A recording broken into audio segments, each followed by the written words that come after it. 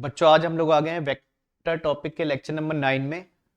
और lecture number 8 तक 8 में हम लोग डॉट एंड क्रॉस के न्यूमेरिकल कर रहे थे।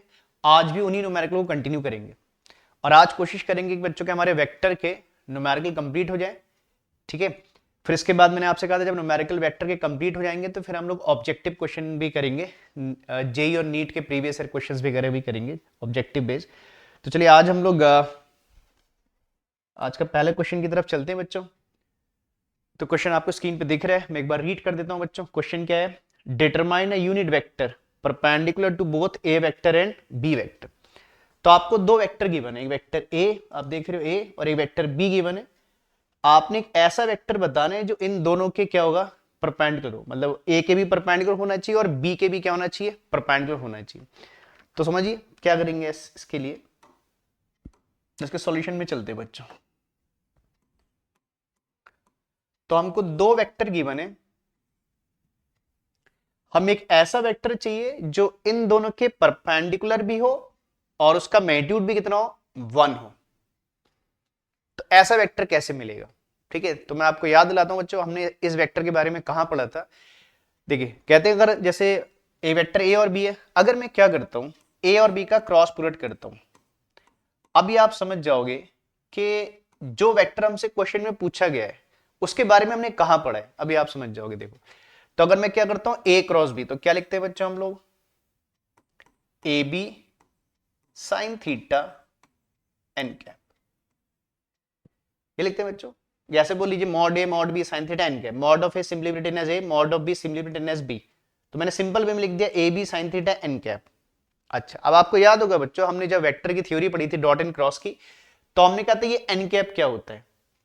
तो ये एन कैप एक है ना, एन का मतलब नॉर्मल, कैप का मतलब यूनिट वेक्टर। तो मैंने बताया था एन कैप के बारे में कि एन कैप वो वेक्टर होता है जो ए और बी के, मतलब N cap A cross B के रिजल्टेंट की डायरेक्शन बताता है, और वो रिजल्टेंट इन दोनों के प्लेन के क्या होता है, परपेंडिकुलर होता है। मतलब जो एन कैप है ये ए के भी परपेंडिकुलर होगा बच्चों, और क्या होगा, बी के भी परपेंडिकुलर होगा। इसके लिए हमने राइट हैंड थंब रूल वगैरह भी सीखा था कि एन कैप की डायरेक्शन कैसे बताते हैं। तो एन कैप एक ऐसा वेक्टर है जो ए के भी परपेंडिकुलर है और बी के भी परपेंडिकुलर है, और इसका मैग्नीट्यूड भी कितना है, 1 के कैप लगाए। और क्वेश्चन में हमसे है ना इसी के बारे में पूछ रहे हैं बच्चों, बोल रहे हैं देखिए डिटरमाइन अ यूनिट वेक्टर, एक ऐसा यूनिट वेक्टर बताइए जो ए के भी परपेंडिकुलर हो और बी के भी परपेंडिकुलर हो। तो अकॉर्डिंग टू क्वेश्चन वो वेक्टर कौन है बच्चों, एन कैप है। ठीक है ना, तो हमें क्या डिटरमाइन करना है, मतलब एन कैप। अगर मैं एन कैप की वैल्यू डिटरमाइन कर लूं, ठीक है, तो एन कैप ए और बी के परपेंडिकुलर भी होगा और मैग्नीट्यूड में 1 भी होगा। तो अगर मैं एन कैप की वैल्यू डिटरमाइन करना चाहूं बच्चों, तो मैं एन कैप को क्या लिखूंगा बच्चों, ऐसे लिखूंगा। अब मुझे एन कैप चाहिए तो इसे मैं ऐसे लिख दूंगा, है ना, ए बी साइन थीटा वाली टर्म को इसके नीचे डिनोमिनेटर में शिफ्ट कर दूंगा, तो क्या आ जाएगा, A cross B upon A B sine theta. ठीक है, अब ये ए बी साइन थीटा क्या है बच्चों, ये ए बी साइन थीटा क्या है, ये A B sine theta A cross B के मैग्नीट्यूड को रिप्रेजेंट कर रहा है। कहते हैं ना, देखिए A B sine theta A cross B के मैग्नीट्यूड को रिप्रेजेंट कर रहा है, और N cap A cross B के डायरेक्शन को रिप्रेजेंट कर रहा है। तो ये ए क्रॉस बी बेसिकली इसी का मैग्नीट्यूड है। तो हम इसको ऐसे कह सकते हैं बच्चों, देखो ये मैंने आपको थ्योरी के टाइम पे बताया भी था बच्चों, पहले भी किसी क्वेश्चन में आया था। तो आप इस एक देखो न्यूमरेटर में तो ऐसे रहने दो, और ए बी साइन थीटा को आप मॉड ऑफ क्या ले सकते हो, A cross B, because A B sine theta represent the magnitude of A cross B. तो हमने ए बी साइन थीटा को हटाकर क्या लिख दिया बच्चों, mod of A cross B.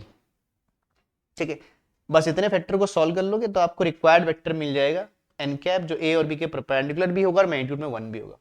चलिए अब इसको सॉल्व करने के लिए क्या चाहिए बच्चों, आपको पहले ए क्रॉस बी सॉल्व करना है, फिर ए क्रॉस बी का मैग्नीट्यूड निकालना है, और ए क्रॉस बी को उसके मैग्नीट्यूड से क्या कर देना है, डिवाइड। तो चलिए अब हम लोग पहले क्या करेंगे, तो हमारा पहला काम है क्या निकालना, ए क्रॉस बी निकालना। तो ए क्रॉस बी निकालना हमने सीखा था बच्चों, चलिए इसके साइड में हम ए क्रॉस बी निकाल देते हैं ना। ए क्रॉस बी कैसे निकालेंगे, मैंने आपको ए क्रॉस बी का मेथड बताया था बच्चों, इसलिए मैं आपसे बार बार कहता हूं बच्चों, है ना, हर लेक्चर के न्यूमेरिकल लेक्चर में बोलता हूं कि पहले थ्योरी पढ़िए, है ना, थ्योरी वाले लेक्चर देखिए, लेक्चर थ्योरी पहले क्लियर करिए उन लेक्चर से, और फिर आप न्यूमेरिकल्स में आइए। चलिए पहले ए क्रॉस बी सॉल्व करते हैं। तो ए क्रॉस बी सॉल्व करना जानते हो बच्चों, हमने पीछे पढ़ा था। क्या करते हैं, एक डिटर्मिनेंट बनाते हैं और है ना, इसमें हम 3 रो बनाते हैं बच्चों। ऐसे हॉरिजॉन्टली क्या कहलाती हैं, रोज कहलाती हैं। पहले रो में क्या लिखते हैं, आई कैप, फिर क्या लिखते हैं जे कैप, फिर क्या लिखते हैं के कैप, थोड़ा थोड़ा स्पेस के बाद आई कैप, फिर space J cap, space K cap. This is our first row. फिर आपने देखना है कि फर्स्ट वेक्टर कौन है। ठीक है, देखो क्रॉस में ऑर्डर बहुत मैटर करता है। तो फर्स्ट वेक्टर किसे बोल रहे हैं हम लोग, ए को फर्स्ट, हमने ए क्रॉस बी लिखा है। तो देखिए अब क्या करिए, ए वेक्टर में जाइए और आई वाले कोफिशिएंट को आई के नीचे लिख दीजिए, जे वाले कोफिशिएंट को जे के नीचे लिख दीजिए और के वाले कोफिशिएंट को के नीचे। तो ए वेक्टर में आई का कोफिशिएंट कितना है 2, तो आई के नीचे 2 आ जाएगा। फिर अब जे में देखिए, मतलब ए वाले वेक्टर में जे का कोफिशिएंट कितना है बच्चों 1, तो जे के नीचे 1 आ जाएगा। और फिर ए वेक्टर में के का कोफिशिएंट कितना है बच्चों, ये भी 1 है। ठीक है, तो फर्स्ट रो में हमने आई जे के लिखा। फिर सेकंड रो में जो फर्स्ट वेक्टर था उसके आई जे और के क्या लिख दिए कोफिशिएंट, आई के नीचे आई वाला, जे के नीचे जे वाला कोफिशिएंट, के नीचे के वाला कोफिशिएंट। अब आपने क्या करना है, दूसरा वेक्टर कौन है आपका बी कैप। तीसरी रो में अब हम थर्ड रो बनाएंगे, और थर्ड रो में बी वाले वेक्टर के कोफिशिएंट लिखेंगे, आई के नीचे आई, जे के नीचे जे और के नीचे के। तो बी वेक्टर में जाइए, ये आपका बी वेक्टर गिवन है बच्चों। इसमें आई का कोफिशिएंट कितना है 1, ठीक है ना। जे का कोफिशिएंट कितना है, तो जे के नीचे जे का कोफिशिएंट आ जाएगा, फिर के नीचे के का कोफिशिएंट आ जाएगा, दैट इज व्हाट 2। ठीक है बच्चों, समझ रहे हैं। तो हमने पहले क्या किया, आई जे के फर्स्ट रो में लिखा, फिर ए के कोफिशिएंट लिखे सेकंड रो में, फिर हमने बी वाले वेक्टर के कोफिशिएंट लिख दिए, आई के नीचे आई, जे के नीचे जे और के नीचे के वाला कोफिशिएंट। चलिए अब बात करते हैं इसको सॉल्व करने की। ठीक है, तो जानते हो बच्चों हमने पीछे पढ़ा था। अब हम क्या करते हैं, इसको सॉल्व करते हैं। ठीक है, तो बताया था मैंने बच्चों, पहले क्या लिखेंगे, आई कैप लिखेंगे। क्या लिखेंगे पहले, आई कैप। फिर आप क्या करोगे, आई वाले क्या करोगे, आई के नीचे जो कॉलम है, आई वाले कॉलम को क्या कर लोगे, हाइड कर लोगे। जैसे मैंने देखो हाइड कर दिया हाथ से। और अब इनको क्या करोगे, मल्टीप्लाई, पहले down multiply minus cross multiply. ठीक है, आई वाले को उसको क्या करना है, आपने हाइड करना है आई वाले कोफिशिएंट को। और फिर जे और के जो कोफिशिएंट उनमें कैसे क्या करना है, पहले डाउन मल्टीप्लाई माइनस क्या करना है क्रॉस मल्टीप्लाई। तो आप इसको डाउन मल्टीप्लाई करोगे तो कितना आएगा बच्चा 1 इंटू 2, फिर माइनस साइन आएगा, फिर क्रॉस मल्टीप्लाई तो -2 इंटू -1। चलिए मैं ब्रैकेट स्क्वायर ब्रैकेट लगा देता हूँ बच्चों ना, मैं माइनस वैल्यू को स्मॉल ब्रैकेट में लिख दूंगा। फिर कितना आएगा -2 इंटू 1। ठीक है, चेक कर लीजिए, देखिए down multiply minus cross multiply. ठीक है, फिर क्या आता है बच्चों, जे वाला कोफिशिएंट, जे के साथ क्या आता है माइनस साइन, ये बताया था मैंने पीछे, ध्यान दीजिएगा। ये एक्चुअली मैथ्स में जो मैथ्स वाले बच्चे पढ़ेंगे डिटर्मिनेंट, मैट्रिक्स डिटर्मिनेंट मैथ्स में, तो वो ऑड इवन वाले कंसेप्ट से प्लस माइनस आता है, कोफैक्टर माइनर वाला। तो इससे बच्चों की, हम तो है ना फिजिक्स तो सब पढ़ रहे हैं, बायो वाले मैथ्स वाले पढ़ रहे हैं, तो इसको आप शॉर्टकट में याद रखो। ठीक है, एक्चुअल रीजन मैथ्स में होता है इसका कोफैक्टर माइनर वाला, लेकिन आप इसको ऐसे याद रखो, पहले प्लस आएगा, फिर जे वाला माइनस आएगा, मतलब ऑल्टरनेट साइन आएंगे, प्लस माइनस प्लस माइनस। तो आई के साथ प्लस, जे के साथ क्या आएगा बच्चों माइनस साइन आएगा। अब क्या करेगा, फिर के साथ प्लस आ जाएगा, ऑल्टरनेट प्लस माइनस साइन आएंगे। अब आपने जे को हाइड कर लेना है, ठीक है ना, जे वाले कॉलम को हाइड करना है, और आई और के कोफिशिएंट को मल्टीप्लाई करना है, वही सेम प्रोसेस है, down multiply minus cross multiply. तो देखिए पहले मैं, ठीक है ना, जे को हाइड करना है बच्चों, किसके कोफिशिएंट मल्टीप्लाई करने हैं, आई और के। तो 2 इंटू 2 आएगा, पहले डाउन में मल्टीप्लाई, तो 2 का 2 से मल्टीप्लाई करेंगे, 2 इंटू 2, फिर माइनस क्रॉस मल्टीप्लाई, बीच वाले को छोड़ना है बच्चों, इन दोनों, तो आएगा 1 इंटू 1, दिस इज 1 इंटू 1। ठीक है ना, ठीक, फिर आ जाएगा प्लस के कैप, फिर आएगा के साथ प्लस आएगा, मैंने ये बोला ऑल्टरनेट प्लस माइनस आएंगे बच्चों। अब आप जब के लिखोगे तो के वाले कॉलम को क्या कर दोगे, हाइड कर दोगे, या के वाले कोफिशिएंट को हाइड कर दोगे, या छोड़ दोगे, इग्नोर कर दोगे, जैसा बोलते हो। फिर आई और जे वाले कोफिशिएंट को मल्टीप्लाई करना है, तो देखिए पहले डाउन मल्टीप्लाई, तो कितना आएगा 2 इंटू -2। ठीक है, down multiply minus cross multiply, तो -1 इंटू 1। जब क्रॉस करोगे तो बीच में माइनस साइन लगाओगे बच्चों। ठीक है, समझ रहे। अब इसको सॉल्व कर लीजिए, तो वी गेट आई कैप। देखिए ये कितना आ जाएगा बच्चों ये 2 और ये माइनस माइनस प्लस, तो 2 + 2 कितना हो जाएगा 4। मैं सीधे लिख देता हूँ 4 आई कैप। ठीक है, ये तो सिंपल कैलकुलेशन है, इसमें कोई कंसेप्ट नहीं है। तो आ गया 4i कैप, जे में चले जाइए, देखिए 2 टू द 4 माइनस 1 3, ठीक है, तो कितना आ गया -3j कैप। ठीक है बच्चों, चेक कर लीजिए, मल्टीप्लाई है, कितना हो गया देखिए, ये हुआ -4, 2 टू द 4 माइनस साइन भी है बच्चों, -4 -1 तो कितना हो गया -5, तो -k कैप, -5k कैप। ठीक है बच्चों, ये आ गया -5k कैप। ठीक है, तो ये मिल गया हमको क्या बच्चों, a क्रॉस b। ठीक है, हमें n कैप के लिए a क्रॉस b चाहिए था, a क्रॉस b आ गया। अब क्या चाहिए, mod of a cross b। तो ठीक है, अब इसका मैग्नीट्यूड निकालिए, मैग्नीट्यूड निकालना जानते हो बच्चों। ठीक है, अब निकाल देंगे mod of a cross b। जब आपको a क्रॉस b मिल गया तो आप इसका मैग्नीट्यूड निकाल लोगे। तो magnitude of a cross b या mod of a cross b जानते हो ना बच्चों, क्या होता है, रूट ऑफ i का जो कोफिशिएंट है कितना 4, तो i के कोफिशिएंट का स्क्वायर दैट मींस 4 स्क्वायर, फिर प्लस j वाले कोफिशिएंट का स्क्वायर, तो j का कोफिशिएंट कितना है -3, तो -3 का स्क्वायर, फिर प्लस k वाले कोफिशिएंट का स्क्वायर दैट इज व्हाट -5, तो -5 का स्क्वायर। इसे सॉल्व कर लो बच्चों, कितना आ जाएगा देखो, ये हो जाएगा 4 का स्क्वायर 16 प्लस 9 और प्लस कितना रहेगा 5 का स्क्वायर 25। समझ रहे बच्चों, ठीक है ना, तो ये भी 25 हो गया, ये भी 25 हो गया, तो हो गया 25 कितना हो गया 50 हो गया, तो 5√2 लिख दें बच्चों। चलो पूरा लिख देता हूँ, पहले √50 हो गया, और √50 को आप क्या ले सकते हो 5√2, 25 2 जा 25 का 2 बाहर आ जाएगा, तो मॉड आ जाएगा 5√2। ठीक है ना, तो मॉड इज 5√2। बस ठीक है बच्चों, अब आपके पास देखो a क्रॉस b और इसका मॉड भी है। अब इन दोनों को क्या कर देंगे, डिवाइड, तो आपको क्या मिल जाएगा, n कैप मिल जाएगा बच्चों। तो लिखेंगे देयरफॉर n कैप, चलो नेक्स्ट शीट में सॉल्व कर देते हैं इसको, लिखेंगे देयरफॉर n कैप या रिक्वायर्ड वेक्टर इज, आप इसे रिक्वायर्ड वेक्टर बोल लो, n कैप कितना था हमारा, मैं लिख दे रहा हूं दोबारा से, कितना था mod of sorry a cross b, ये वैल्यू लगा दो, आपने पीछे n कैप का लिखा ही है बच्चे, यहाँ पर वैल्यू लगा दे रहा हूँ मैं सीधे, ये लिखा है आपने ना, तो इस n कैप में लगा देना a cross b upon mod of a cross b। a cross b कितना है हमारा, ये आया 4i - 3j - 5k, तो यह है बच्चों 4i cap -3j cap -5k cap. ठीक है, चेक कर लो एक बार दोबारा से, ये 4i - 3j - 5k कैप, और इसका मॉड कितना आ गया 5√2 ना, तो मॉड आ गया 5√2 ओवर, मॉड हो गया आपका 5√2। समझ रहे, तो this is the required vector बच्चों। ठीक है, तो इस तरीके से आप एन कैप क्या कर सकते हो, सॉल्व कर सकते हो। तो हमें वो वेक्टर मिल गया जिसका मैग्नीट्यूड 1 है और ए और बी के दोनों के क्या है परपेंडिकुलर भी, यही हमसे पूछ रहा था बच्चों। इसी क्वेश्चन में एक बात और पूछते हैं, पहले आप इसे नोट कर लो, आप इसे नोट कर लो पहले, एंड इसका सॉल्यूशन फिर बताता हूँ कि इसमें कभी कभी कुछ चेंज भी बोलते हैं, तो क्या चेंज होता है समझते हैं, पहले आप इसे नोट करो बच्चा, स्क्रीन को पॉज करके नोट करो इसे जल्दी से।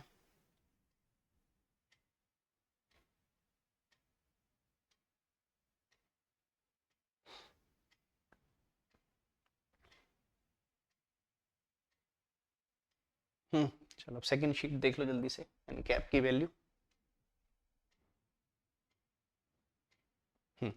अब मैं बोल रहा था किसी किसी क्वेश्चन में इसको ऐसे ही बोल देते हैं, जैसे यहां पर तो उसने बोला कि determine the unit vector perpendicular to both this and this, कभी कभी ऐसे बोलते कि डिटरमाइन अ वेक्टर, जैसे फॉर एग्जांपल बोले कि मैग्नीट्यूड 5, एक ऐसा वेक्टर है इसका मैग्नीट्यूड 5 है और वो ए और बी के क्या है परपेंडिकुलर, जैसे यहां पर तो मैग्नीट्यूड 1 है, यूनिट वेक्टर बोला है, तो कभी ऐसे ही बोल सकते हैं कि ऐसा वेक्टर बताइए जिसका मैग्नीट्यूड 5 है और ए और बी के क्या है परपेंडिकुलर है, तो कितना हो जाएगा बच्चों 5n कैप, ठीक नहीं, पहले आप n कैप निकालना और लास्ट में क्या कर दोगे, लिख देना therefore required vector is 5 times n cap, इसको 5 से क्या कर दोगे मल्टीप्लाई, तो इतना हो जाएगा।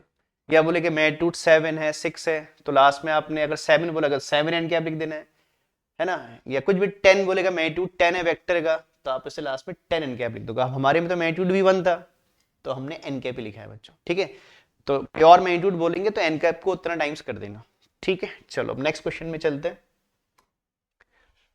हाँ देखो बच्चों क्या बोल रहे हैं, find the value of A for which the vectors, दो वेक्टर गिवन है आपको, आर पैरेलल। ठीक है, आपने, ठीक है ना, किसकी वैल्यू फाइंड आउट करनी है, ए कहां आ रहा है, देखो इसमें ये आ रहा है कहीं, ये आ रहा है बच्चों, देखो सेकंड वेक्टर में 3i 3j 9k है, फिर देखो आई कैप प्लस ए जे कैप प्लस 3k कैप, तो यहाँ पर जो ए आपको दिख रहा है ना, वैल्यू दिख रही है ए, तो आपने इस ए की वैल्यू डिटरमाइन करनी है, और कंडीशन क्या है कि दो वेक्टर आपस में क्या है, पैरेलल है। ठीक है, तो इसीलिए बच्चों मैं आपसे कहता हूं कि पहले आप थ्योरी चेक करो। अब आपको पहले ये पता होना चाहिए कि दो पैरेलल वेक्टर होने की क्या कंडीशन है। तो मैंने आपको बताया था बच्चों कि अगर दो वेक्टर क्या है आपस में पैरेलल है, ठीक है, तो आई के कोफिशिएंट, जे के कोफिशिएंट और के कोफिशिएंट का रेशियो बराबर होता है। ये बताया था मैंने थ्योरी में, एक बार फिर समझ लो बच्चा। चलो सॉल्यूशन में चेक करते हैं। तो क्या दिया है हमको, दो वेक्टर गिवन है, ठीक है, एक वेक्टर है ए वेक्टर, पहले मैं को ए वेक्टर मान लेता हूं बच्चा, उसने नहीं बोला, मैं मान लेता हूं ए वेक्टर है जो है 3i cap plus 3j cap plus एक 9k cap, sorry, plus 9k cap, फिर एक वेक्टर है बी, ये है i cap plus A J cap plus 3k cap. हमें डिटरमाइन करना है क्या, ए डिटरमाइन करना है, और कंडीशन है कि आपस में क्या है, पैरेलल है।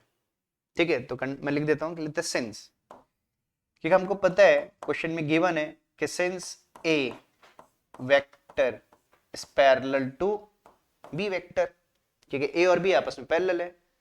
ठीक है, तो आई जे और के कोफिशिएंट का रेशियो क्या होता है, बराबर, देन देयरफॉर, देयर निकल गया, देयरफॉर,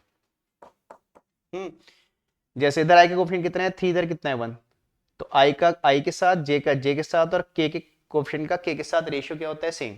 जैसे आई का कोफिशिएंट इधर कितना है 3, इधर कितना है 1, तो आई को आई के साथ रेशियो कर लीजिए, फिर जे के कोफिशिएंट का रेशियो कितना होगा 3/a इज इक्वल टू के वाले कोफिशिएंट कितना है 9/3।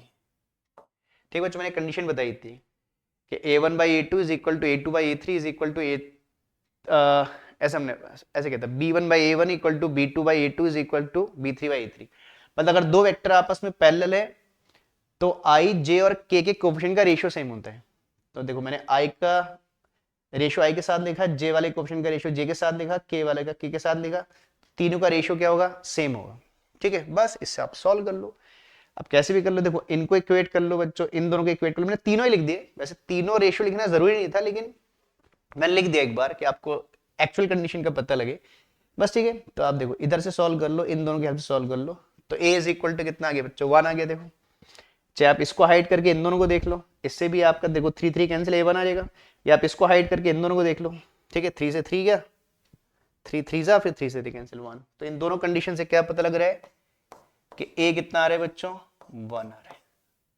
ठीक है, तो बहुत बेसिक सी कंडीशन है, ध्यान करना, ये ऑब्जेक्टिव वगैरह में भी ऐसे क्वेश्चन आपको दिखेंगे, है ना। तो ये कंडीशन याद है, मेन है, देखो कंडीशन आपको पता होनी चाहिए।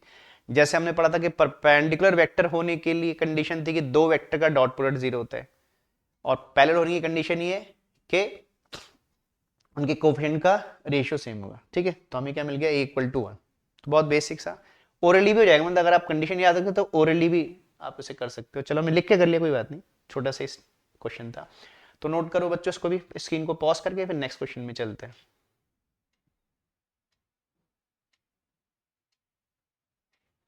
ठीक है, चलो अब नेक्स्ट में चलते हैं। नेक्स्ट क्वेश्चन क्या है बच्चों, ये सब मैं आपको आप चेक करो बच्चों, वेक्टर की थ्योरी में हमने जब डॉट एंड क्रॉस की थ्योरी पढ़ी थी, तो मैंने आपको क्रॉस की एप्लीकेशन बताई थी कि किसी ट्राइंगल का एरिया कैसे निकालते हैं, किसी पैरेललोग्राम का एरिया कैसे निकालते हैं, दो वेक्टर के पैरेलल होने की क्या कंडीशन है, परपेंडिकुलर होने की क्या कंडीशन है, सब हमने पीछे पढ़ा है। उसी थ्योरी को जानते हुए क्वेश्चन कर पा रहे हैं, अगर हम थ्योरी नहीं जानते तो फिर क्वेश्चन कैसे करते। तो इसीलिए हमेशा थ्योरी पहले पढ़िए, फिर न्यूमेरिकल में आइए। चेक करना बच्चों, देखो हाँ, इस क्वेश्चन को चेक करते हैं, क्या बोल रहे हैं, find find with the help होगा बच्चों, फाइंड, इसमें विद आई थिंक छूट गया लिखना, find with the help of vectors, है ना, विद मैंने ऐड कर दिया, ऐसा ना स्टेटमेंट नहीं बनना, देखो find with the help of vector, तो आपने फाइंड करना है वेक्टर की हेल्प से, क्या, the area of triangle with vertices, तो एक ट्रायंगल की वर्टिसेस के कोऑर्डिनेट दे रखे और आपने उस ट्रायंगल का एरिया फाइंड आउट करना है with the help of vector.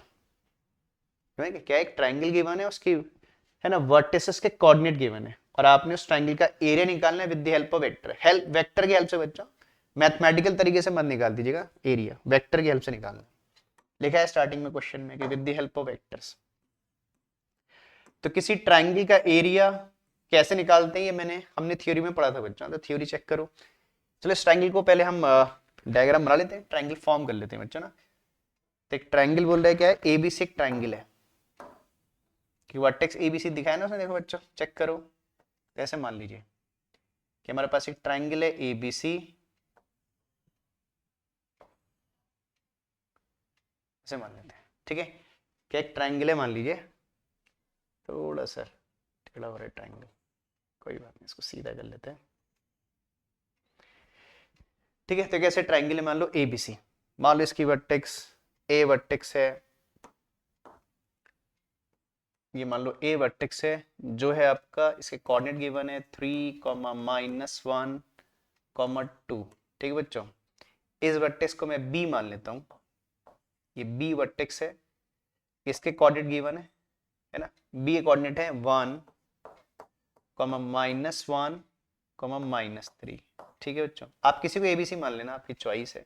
तो इसको सी वर्टेक्स मान लेते हैं, जिसके कोऑर्डिनेट है 4, 3, 1, ये सी वर्टेक्स है, कोऑर्डिनेट है 4, 3, 1, 4, 3, 1, ठीक है। तो आपको वर्टेक्स के कोऑर्डिनेट गिवन है और आपने इस ट्रायंगल का एरिया निकालना है बच्चों with the help of vector. चलिए क्या करते समझना, तो मैंने आपको बताया था बच्चों, आप थ्योरी में चेक करना कि अगर दो वेक्टर, कोई भी दो वेक्टर किसी भी ट्रायंगल की दो साइड को क्या कर रहे हो, रिप्रेजेंट कर रहे हो, तो उन दो वेक्टर के हेल्प से हम उस ट्रायंगल का एरिया निकाल सकते हैं, ठीक है ना। तो जैसे क्या करते हैं, तो हमको क्या करना है, देखो हमें तो वर्टेक्स गिवन है बच्चों, तो मैं वर्टेक्स से जैसा ना डिस्प्लेसमेंट वेक्टर, तो हम क्या करेंगे, इस वर्टेक्स के कोऑर्डिनेट के हेल्प से दो वेक्टर डिटरमाइन कर लेंगे और उन वेक्टर की हेल्प से ट्रायंगल का एरिया निकाल लेंगे। जैसे मान लो एक वेक्टर है ए बी वेक्टर, समझ ना बच्चों, जैसे मान लो एक वेक्टर है ए बी वेक्टर, कोई भी मान सकते हैं, आपकी चॉइस है, आप बी ए मान सकते हैं, मैंने ए बी मान लिया। मान लो एक ए बी वेक्टर है और एक वेक्टर है ए सी वेक्टर, इसे कह सकते हो ना बच्चों में, अब मैंने एरो लगा दिया, देखो ए टू बी की तरफ लगाया, तो इसे क्या पढ़ेंगे, ए बी वेक्टर पढ़ लेंगे, आप इसको पढ़ सकते हैं, और इसे क्या पढ़ देंगे, ए सी वेक्टर, या आप उल्टा कर लो, ऐसा नहीं है बच्चों, आप एरो उधर को लगा दो, कहीं को भी लगा दो, आप इसे सी ए वेक्टर पढ़ लो, ए सी पढ़ लो, ये मैटर नहीं करता है, ठीक है। तो मैंने एक को ए बी और एक को मान लिया ए सी वेक्टर, ठीक है। अगर आप ये ए बी और ए सी की वैल्यू डिटरमाइन कर लो बच्चों, तो इन दो वेक्टर की हेल्प से इस ट्रायंगल का एरिया फाइंड आउट कर सकते हैं। हमने एक फॉर्मूला पढ़ा था, half of mod of A cross B, ठीक है।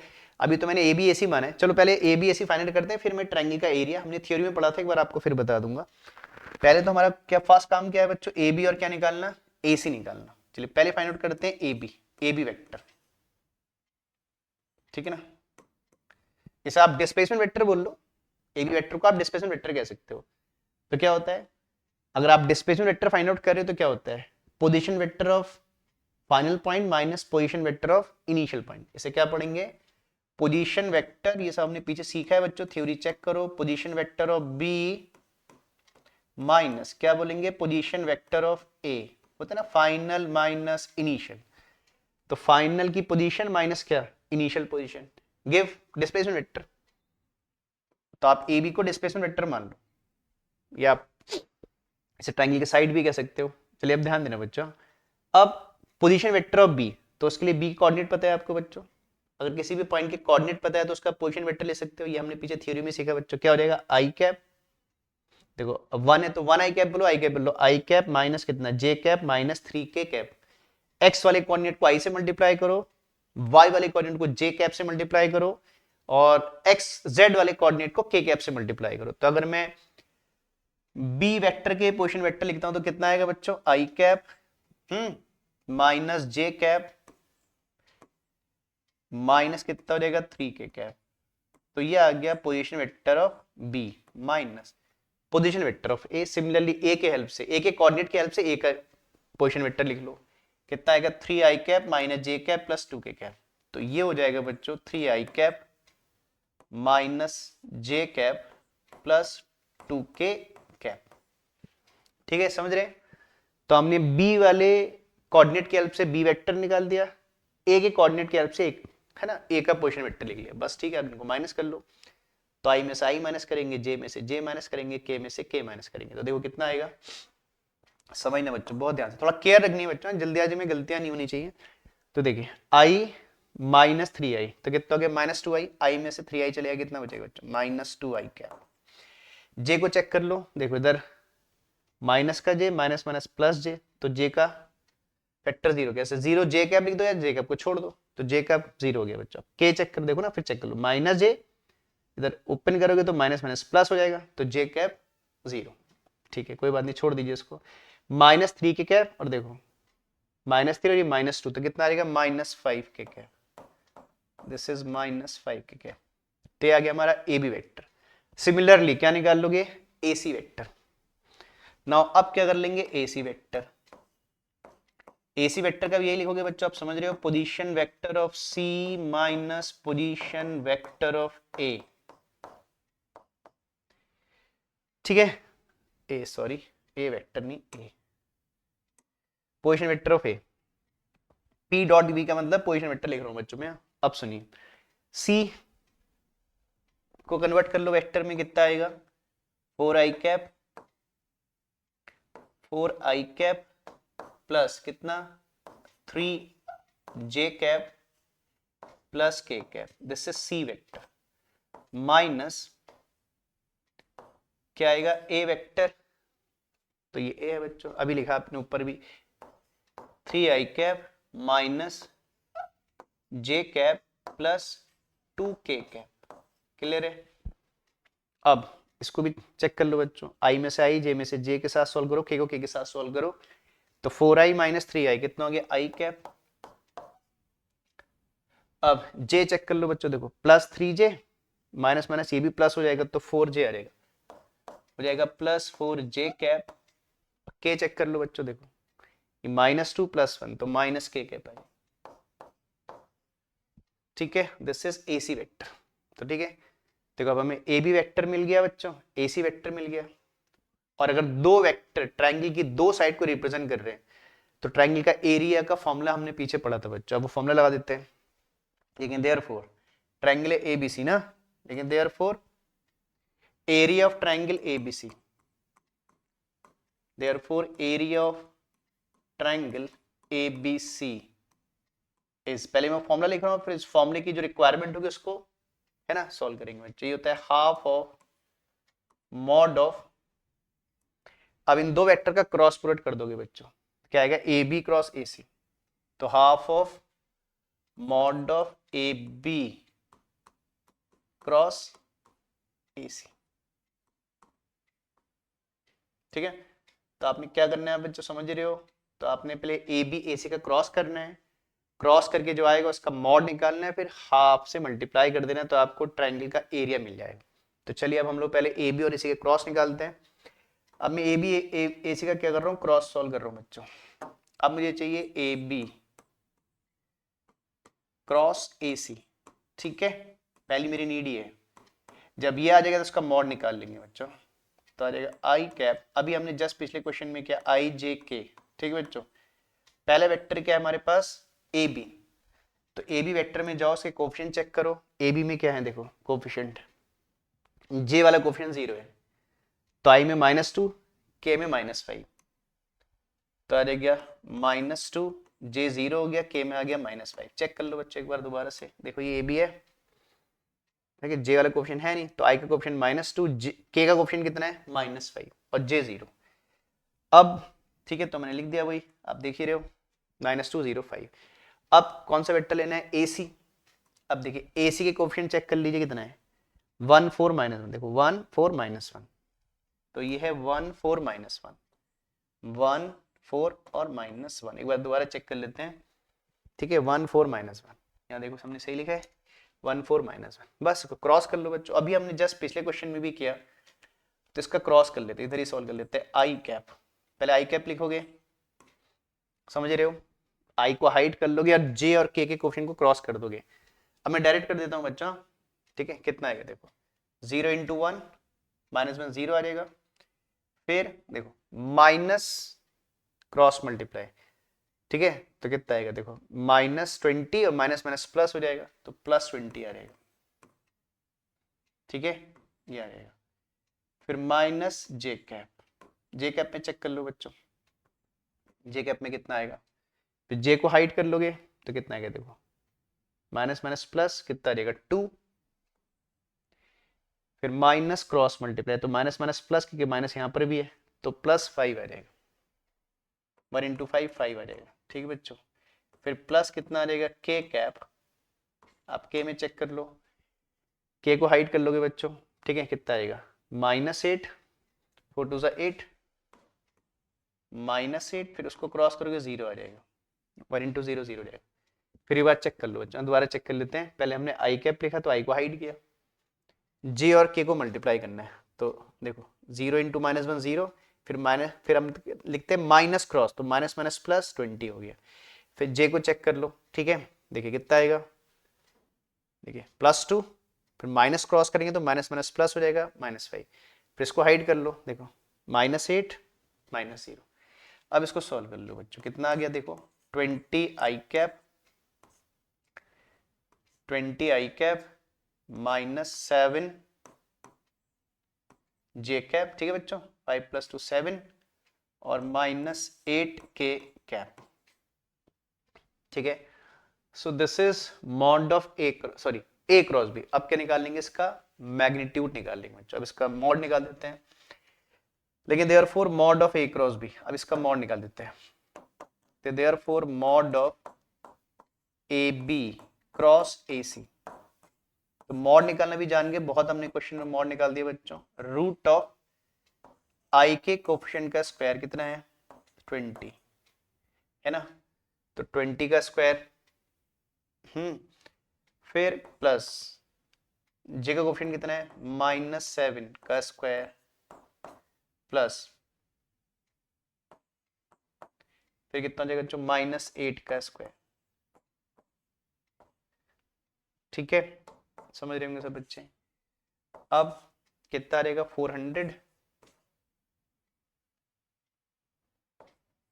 चेक कर लो बच्चों, 400 प्लस ये कितना हो जाएगा आपका 49 प्लस 8 8 जा 64, समझ रहे, ठीक है ना। चेक कर लो बच्चों, एक बार चेक कर सकते हो, ठीक है। ये कितना हो जाएगा देखो, ये आपका 100 113, तो 513 हो गया बच्चों ना, ठीक है। देखो 113 ही हो गया और 400 ये, तो 513 हो गया, तो √513, ठीक है। अब 513 का रूट तो होगा नहीं बच्चे एग्जैक्ट, तो आप रूट में छोड़ सकते हो आंसर, ऐसा नहीं है, ठीक। तो आपका देखो मॉड भी आ गया, अब इसको हाफ से क्या कर देंगे डिवाइड, ठीक है, तो आ जाएगा देयरफॉर, लिख देंगे therefore area of triangle, area of triangle A B C is equal to कितना था, half of mod of A cross B, तो हाफ ऑफ √513 स्क्वायर यूनिट्स, ठीक है बच्चों। तो this is the required area, ठीक है, मैंने यहाँ पुट कर दिया, देखो mod of A cross B 5, फिर उसको हाफ से मल्टीप्लाई कर दिया, ठीक है, इनटू लगा दो इसके बीच में, या बाई 2 ऐसे लिख दो, एक ही बात है, मैंने हाफ अलग कर दिया। बात समझ रहे बच्चों, तो ये क्रॉस प्रोडक्ट की एक एप्लीकेशन है। इसी तरीके से हमने एक पैरेललोग्राम का एरिया कैसे निकालते हैं वो भी सीखा था बच्चों, ठीक है। पहले आप इसे नोट करो, ठीक है, जल्दी से। हाँ, पहले मैं आपको इसकी पहली शीट से दिखा देता हूँ, ठीक है, नोट करिएगा बच्चों, और क्वेश्चंस करते हैं।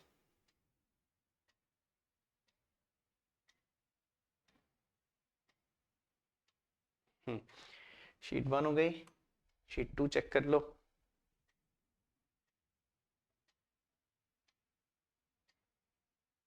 और बच्चों मैंने आपको पैरेललोग्राम में भी बताया था कि अगर यही दो साइड किसी पैरेललोग्राम की क्या होती, एडजेसेंट साइड होती, तो पैरेललोग्राम के एरिया में क्या नहीं आता है, हाफ नहीं आता है बच्चों। सिंपल आता है क्या, अगर ये पैरेललोग्राम होता तो ये हाफ नहीं आता, ठीक है ना। अगर ये पैरेललोग्राम की दो एडजेसेंट साइड होती तो हाफ हट जाता है, बस इतना होता है। और अगर पैरेललोग्राम के डायगोनल होते, अगर ये दो वेक्टर पैरेललोग्राम के डायगोनल होते तो सेम यही फॉर्मूला फिर है ना पैरेललोग्राम के डायगोनल वाले केस में भी होता है। चेक करना, थ्योरी चेक करो, मैंने कहा बार बार कह रहा हूँ कि थ्योरी से चेक करो, थ्योरी में हमने हर चीज पढ़ी है, उसी थ्योरी को अप्लाई कर रहे हैं क्वेश्चंस में। चलो अब नेक्स्ट क्वेश्चन में चलते हैं, आपने नोट कर लिया बच्चों। चलो अब इस क्वेश्चन का सॉल्यूशन समझते हैं। पहले एक बार क्वेश्चन रीड कर लेते हैं। क्वेश्चन रीड कर लो अच्छे से, फिर हम इसका सॉल्यूशन की बात करते हैं। क्या बोल रहे हैं देखो, क्वेश्चन है if A B C are three vector, ठीक है, तो A vector B vector are three vector such that, कुछ कंडीशन दे रखी है आपको, देख रहे हो बच्चों, A dot B is equal to A dot C, comma A cross B equal to A cross C. तो A dot B A dot C के बराबर भी है और ए क्रॉस सी के बराबर भी है। और बोल रहा है कि जो वेक्टर ए है it is not equal to zero, मतलब इसका मैग्नीट्यूड जीरो नहीं है ए वेक्टर का, ठीक है। Then prove that A B vector is equal to C vector, ठीक है। तीन कंडीशन गिवन है क्या, कि एक तो A dot B A dot C के बराबर है, फिर A cross B A cross C के बराबर भी है, और ए वेक्टर का मैग्नीट्यूड जीरो नहीं है, मतलब ए को आप जीरो अज्यूम नहीं कर सकते। अगर ऐसा है तो प्रूफ करिए कि बी एंड सी आपके क्या है, इक्वल है, ठीक है ना। तो इस क्वेश्चन में थोड़ा लॉजिक है, तो थोड़ा लॉजिकल क्वेश्चन है, ध्यान देना कैसे करेंगे। बहुत अच्छा क्वेश्चन है।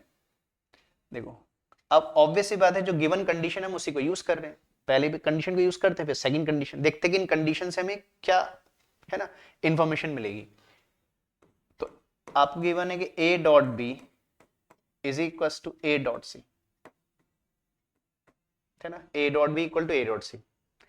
अब देखो ए डॉट बी और ए डॉट सी को ब्रेक तो कर नहीं सकते, क्योंकि ना तो हमें इनके मैग्नीट्यूड पता है, और ना हमको ये पता है कि ए डॉट बी के बीच में क्या एंगल है, ए और बी के बीच में, और ए और सी के बीच में क्या एंगल है। और जब तक आपको दो वेक्टर के बीच का एंगल नहीं पता है, आप उन्हें ब्रेक नहीं कर सकते बच्चा।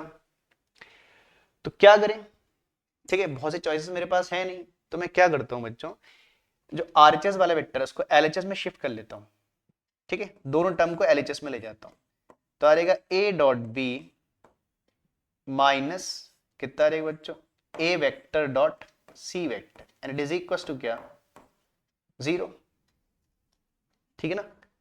ये क्या समझ रहे, आरएचएस वाले टर्म को एलएचएस में ले गया। अब देखो दो एक वेक्टर दोनों में कॉमन है ए, तो मैं ए को कॉमन कर लेता हूं,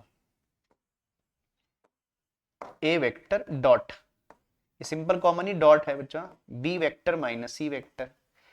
अब किसी को लग रहा है कि मैंने ऐसे कॉमन कैसे कर लिया, तो ऐसे कर सकता हूं बच्चों, क्यों, अगर मैं इसको वापस ब्रेक करूं तो क्या करूंगा, ए का बी से डॉट करूंगा यही आएगा, फिर माइनस ए डॉट सी। कभी भी आपको लगे कि मैं हमने कोई स्टेप या आपने कोई स्टेप गलत तो नहीं जा रहे, तो आप चेक करोगे क्या उस स्टेप से वापस प्रीवियस स्टेप में जा सकते हो, तो जा सकते हैं ना बच्चों, A dot B minus A dot C, तो ये हमने सही लिखा है, इसमें गलती कुछ नहीं है, ठीक है। तो ऐसे लिख सकते हैं कि A dot B minus C equal to zero. अब इससे क्या पता लगता है बच्चों ना, कि A dot B minus C क्या इंप्लाई करता है, तीन पॉसिबिलिटी है, ठीक है ना। या तो देखो ना, इन दोनों का डॉट प्रोडक्ट जीरो आ रहा है, तो डॉट प्रोडक्ट जीरो क्यों आ रहा है, ऐसा हो सकता है कि ए जीरो हो, zero into something become zero, लेकिन ए जीरो हो नहीं सकता बच्चों, क्योंकि उसने मना किया कि ए को जीरो आप अज्यूम नहीं करोगे, तो वो पॉसिबिलिटी तो आपके पास है नहीं। देखो मैंने कहा तीन पॉसिबिलिटी है ना। अभी मान के चल रहा हूं, देखो या तो ए जीरो हो, या बी माइनस सी जीरो हो, या अगर दो वेक्टर का डॉट प्रोडक्ट जीरो तो आपस में क्या होंगे, परपेंडिकुलर भी हो सकता है। तो हमारे पास तीन पॉसिबिलिटी थी, लेकिन एक पॉसिबिलिटी उसने मना कर दी कि ए वेक्टर का मैग्नीट्यूड जीरो नहीं है, तो वो तीन में से एक पॉसिबिलिटी तो आपकी खत्म हो गई। अब दो ही पॉसिबिलिटी बचती है, क्या, एक पॉसिबिलिटी है कि या तो इतना फैक्टर जीरो है, या इन दोनों का इनके बीच में कितना एंगल है, 90 एंगल है बच्चों, क्योंकि दो वेक्टर का डॉट प्रोडक्ट जीरो होता है तो वो आपस में परपेंडिकुलर होते हैं, कंडीशन हमने पीछे पढ़ी है। तो it implies that either B minus C is equal to zero, either B minus C is equal to zero, और या क्या पॉसिबिलिटी है, या हो सकता है कि क्या हो, A A vector is perpendicular to B minus C. देखो बी और सी को माइनस करके वेक्टर आएगा बच्चों, तो ऐसा भी हो सकता है कि अगर दो वेक्टर आपस में, देखो बी माइनस सी का रिजल्टेंट भी एक वेक्टर होगा, तो इसके अंदर ए उस वेक्टर के अगर परपेंडिकुलर हो जाए तो भी डॉट प्रोडक्ट जीरो हो सकता है। तो दो पॉसिबिलिटीज ये हैं कि या तो ऐसा होगा, कुछ ना कुछ तो है ना बच्चों जिसकी वजह से जीरो हो रहा है, तो या तो ऐसा होगा या फिर ऐसा होगा। अच्छा, इसको ऐसे भी कह सकते हो बच्चों, क्या इधर इधर देखो मैं सी को उधर ले आ सकता हूं बच्चों, ऐसे भी कह सकते हैं कि B vector is equal to C vector और A vector is perpendicular to B minus C. ठीक है, तो फाइनली दो पॉसिबिलिटीज बनती हैं कि या तो, ठीक है मैंने देखो सी को उधर शिफ्ट कर दिया बच्चों राइट हैंड साइड में, या तो बी सी के बराबर है या ए वेक्टर बी और सी के रिजल्टेंट के परपेंडिकुलर है, जो बी और सी को माइनस करके आएगा। ठीक है, तो यहां पर देखो बी इक्वल टू सी हो सकता है, मतलब 50% ही चांसेस हैं कि बी इक्वल टू सी हो सकता है, लेकिन हम 100% श्योर नहीं है, क्योंकि ये भी हो सकता है ना बच्चों, भी ये भी तो एक पॉसिबिलिटी है। हाँ लेकिन 50% तो है ना, अभी 50-50% तो है, इसके 50% चांसेस हैं किसके होने के कि बी सी के बराबर हो सकता है, लेकिन अभी 100% श्योर नहीं है बच्चों। जब तक हम 100% श्योर नहीं होंगे, जब तक बी को सी के बराबर नहीं कहेंगे, लेकिन हाँ लग रहा है कि बी सी के बराबर हो सकता है, चलो इसको कंडीशन 1 डाल के छोड़ देते हैं।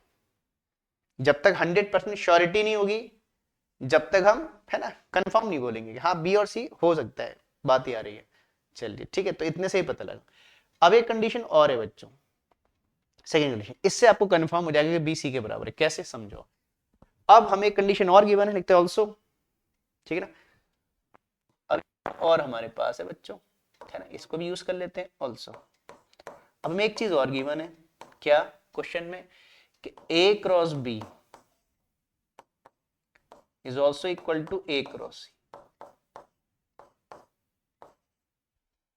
समझ रहे, A cross B equal to A cross C. ठीक है, अब इसको भी हम ऐसे ब्रेक नहीं कर सकते कि यहां पर भी हमारे पास ए बी या ए सी के बीच का एंगल नहीं है, तो आप इसे ब्रेक नहीं कर पाओगे बच्चों।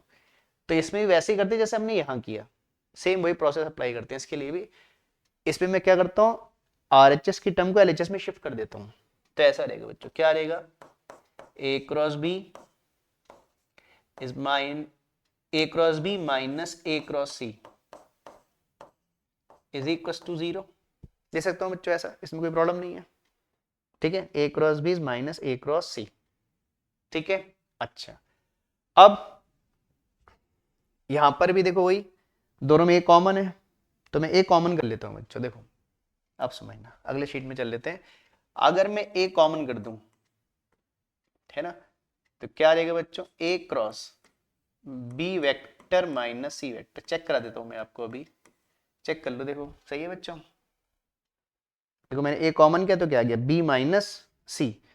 और क्या मैं ऐसा लिख सकता हूं, तो लिख सकता हूं बच्चों, अगर मैं वापस, हमने ऐसे क्वेश्चन भी किया था एक जगह पर ना, अगर मैं इसको वापस अंदर मल्टीप्लाई कर दूं तो क्या आएगा, ए cross B minus A cross C. तो हम सही है, ये थे ए cross B minus A cross C, तो ऐसा लिख सकते हैं, इसमें लिखने में कोई प्रॉब्लम नहीं है, तो ऐसे लिख सकते हैं। ठीक है, अब यहां पर फिर वही बात आ गई बच्चों, अब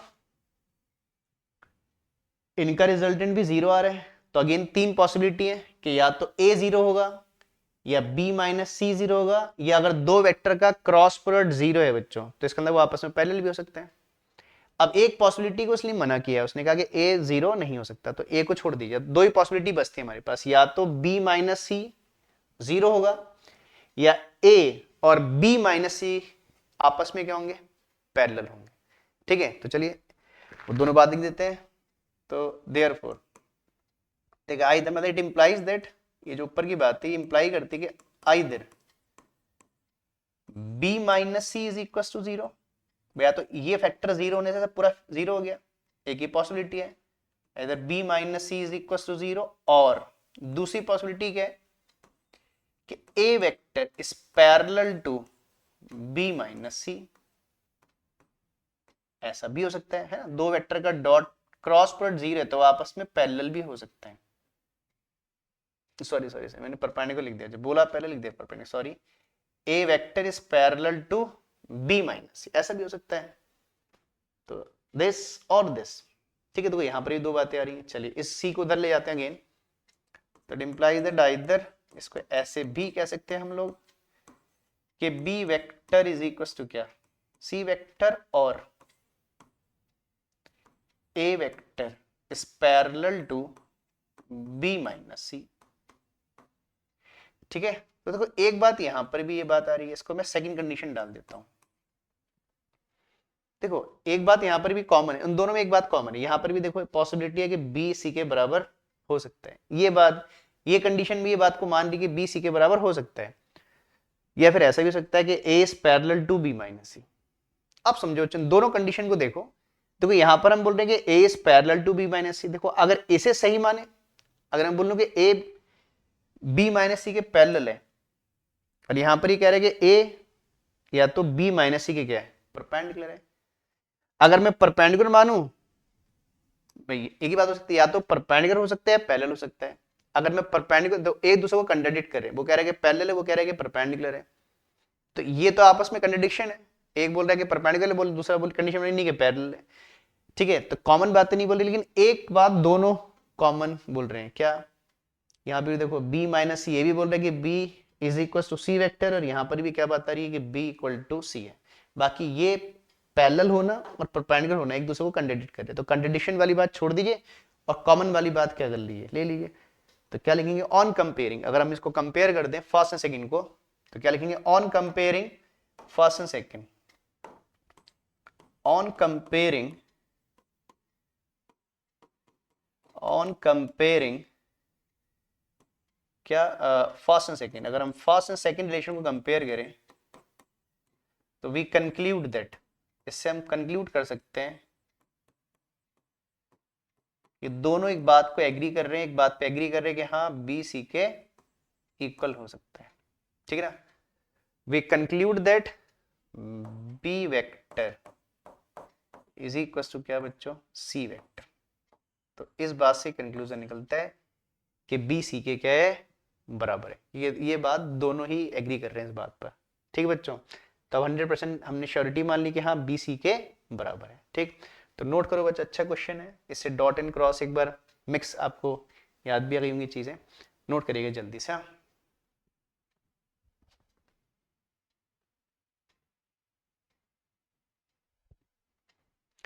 ठीक है,